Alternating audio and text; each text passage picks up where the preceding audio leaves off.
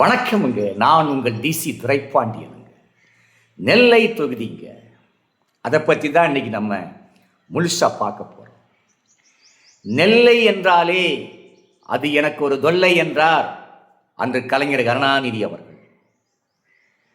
ஐயா மதிப்புக்குரிய கருப்பசாமி பாண்டியன் அவர்கள் திமுகவிலே சேர்ந்தார்.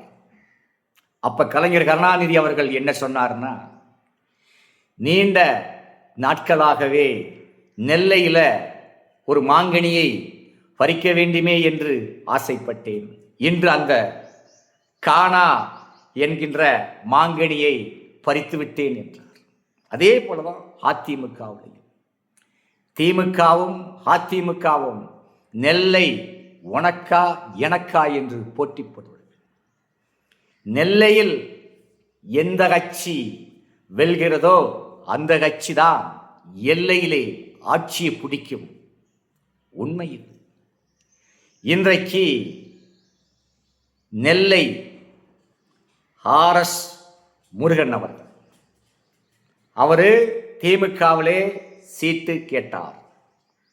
தாரேன் தாரேன் தாரேன்னு சொல்லி கடைசி வரைக்கும் சீட்டு கொடுக்கவே இல்லை. ஏமாந்து விட்டார். இதே போலதான் 20 ஆண்டுகளுக்கு முன்னால் நாங்குநேரியில் அதிமுகவில் சீட்டு வேணும்னார். இதே போல தாரேன் தாரேன் தாரேன்னு சொல்லி கடைசி வரைக்கும் கொடுக்கவே இல்லை. ஆனால் சீட்டுக்கு பதிலாக அரசு ஒப்பந்த கான்ட்ராக்டுகளை ஆர்எஸ் முருகனுக்கு கொடுத்தார்கள். எம்எல்ஏவா இருந்தா கூட அவர் இவ்வளவு பெரிய அந்தஸ்துக்கு வந்திருக்க முடியாது. இன்னைக்கு கான்ட்ராக்ட்ல பல்லாயிரம் கோடிகளுக்கு சொந்தக்காராகிவிட்டார். தென் மாவட்டத்தில் கான்ட்ராக்ட், அரசு கான்ட்ராக்ட் அப்படின்னாலே அது ஆர்எஸ் முருகனுக்கு தான். அதில் எந்த மாற்றம் இல்லை. கில்லி அவர். ஸோ அப்படிப்பட்டவர் இப்போ என்னன்னா, திமுகவில் சீட்டு கொடுக்கல. என்ன பண்ணிட்டார்? நேராக விஜயிடம் போய் சீட்டு வாங்கிட்டார்.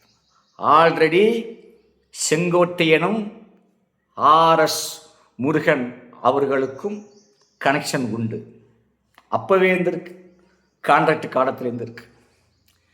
அப்ப இப்ப என்ன ஆச்சுன்னா, நெல்லை தேர்தல் களம் சூடு பிடித்து விட்டது. ஆர்எஸ் முருகன் தானே, அவரு வேற கட்சிக்கு போக மாட்டாரு அப்படி என்று திமுக எண்ணிக்கொண்டிருந்தது. இப்ப இன்னைக்கு டமாலுன்னு உடைத்து விட்டார். விஜய் கட்சியில சீட்டு கொடுத்துட்டார். இப்போ இவர் என்ன ஜெயிப்பாரா அப்படின்னு எல்லாம் நீங்க கேள்வி கேட்கலாம். அதாவதுங்க, இன்னைக்கு பணம் தான் எல்லாத்திலையுமே நம்பர் 1. பணம் இல்லைன்னா அவன் செத்த பிணத்துக்கு சமம். இன்னைக்கு அவரு ஜெயிச்சார்னு வச்சுக்கிடுங்க, ஒரு தார் ரோடு போடணும், சாலை போடணும், மக்களுக்கு ஏதோ ஒன்று செய்யணும்னா அரசாங்கத்திலிருந்து பணம் பிந்தி கூட வரலாம். ஆனால் எதையும் எதிர்பார்க்காமல் அதை உடனே செய்யக்கூடிய ஆளு ஆர்எஸ் முருகன் மட்டும்தான். வேற எங்கனோடு யாரும் இல்லை. எல்லாருமே அந்த அரசாங்கத்தினுடைய காசை வாங்கி அதில் பாதியை ஆட்டையை போட்டுட்டு அதில் தான் செய்வான். ஆனால் அவர் அப்படி இல்லை. அரசியலில் சம்பாதிக்கணும்னு அவருக்கு நீ ஆசையே கிடையாது. இதெல்லாம் அவருக்கு வேண்டே வேண்டாம்.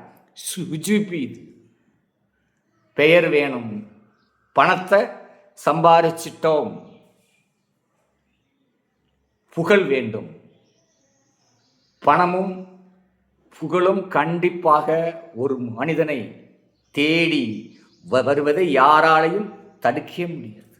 அதே மாதிரி ஆர்எஸ் முருகன் நெல்லை சட்டமன்ற தொகுதியில வேட்பாளராக போட்டியிட்டு ஜெயிக்கணும் அப்படி என்று அவருடைய தலையெழுத்திலே எழுதியிருந்தாலும் அதையும் யாராலும் மாற்றவே முடியாது.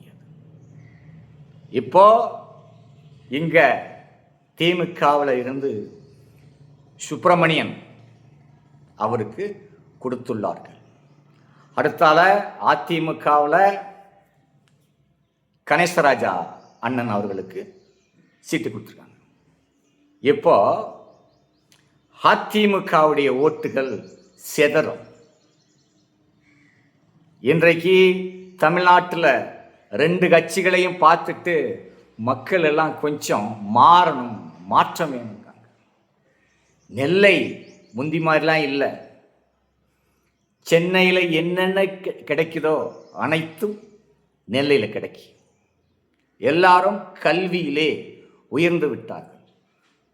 பகுத்தறிவு உள்ளவர்கள் இன்னைக்கு நிறைய பேர் ஆயிட்டாங்க. அதனால் எல்லாருமே அரைச்ச மாவுக்கே ஓட்டு போட வேண்டாம், கொஞ்சம் மாற்றி போடலாம்.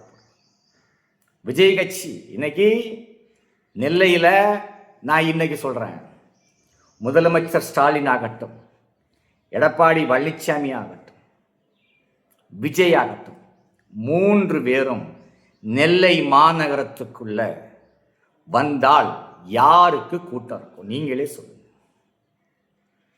விஜய்க்கு தான் அதிகமாக இருக்கும். விஜய் தேர்தல் பிரச்சாரத்துக்கு நெல்லை மாநகரத்துக்குள்ளே வந்துவிட்டால் அன்னைக்கு ஒரு பிள்ளைகளும் காலேஜுக்கு போகாது, ஒரு பசங்களும் ஸ்கூலுக்கு போக மாட்டாங்க. கூட்டம் அள்ளும். எம்ஜிஆர் மாதிரி இன்றைக்கு விஜய்க்கு கூட்டம் இருக்கு, இல்லைன்னு யாராலையும் சொல்லவே முடியாது. ஆனால் நான் என்ன சொல்கிறோம்னா,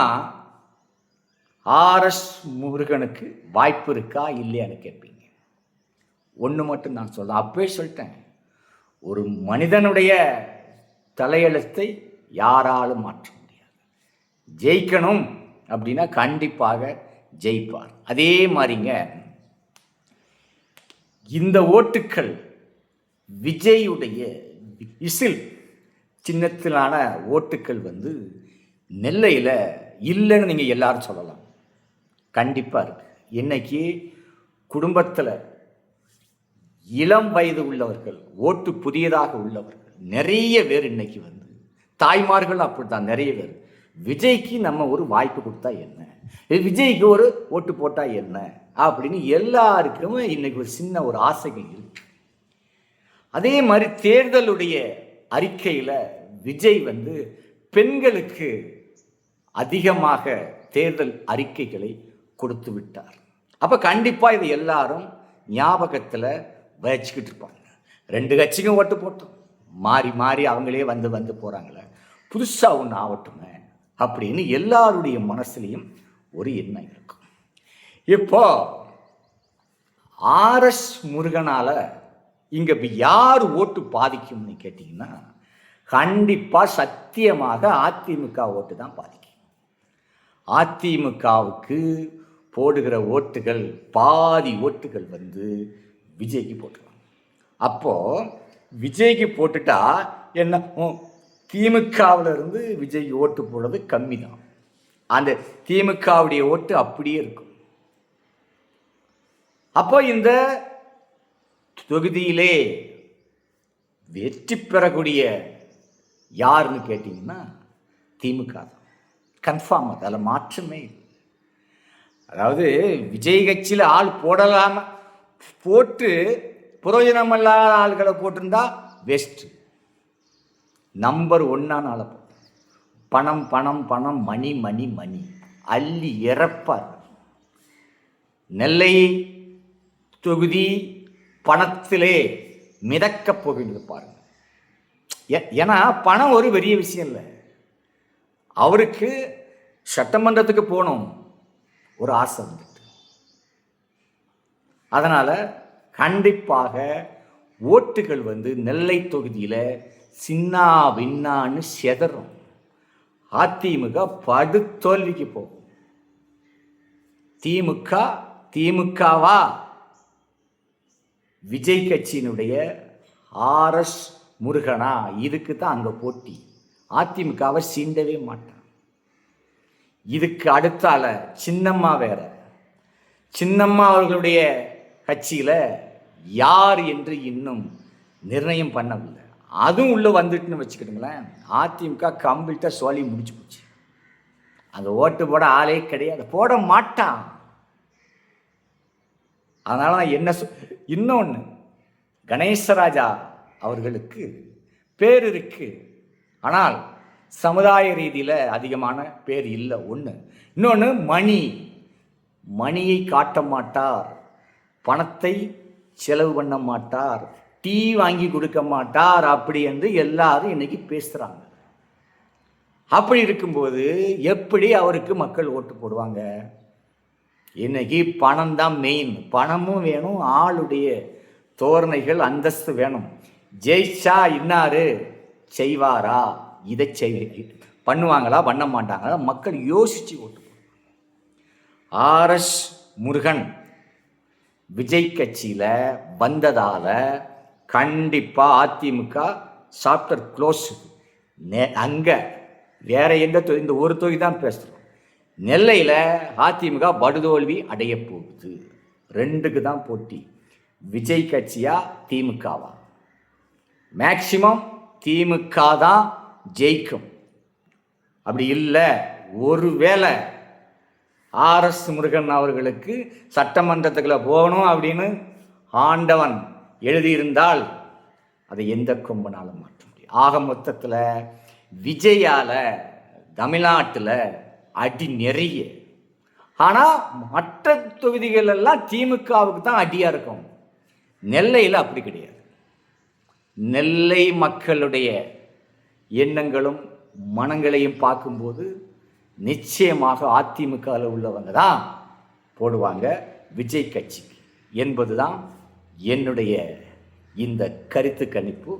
மீண்டும் அடுத்த கருத்து கணிப்பை பார்ப்பதற்கு நம்முடைய சேனலை சப்ஸ்கிரைப் செய்து வைத்துக் கொள்ளுங்கள். ஏன்னா அப்போ தான் நான் ஒவ்வொரு முறையும் போடுகிற வீடியோக்களை நீங்கள் பார்த்து கொண்டிருக்கலாம். நன்றி, வணக்கம்.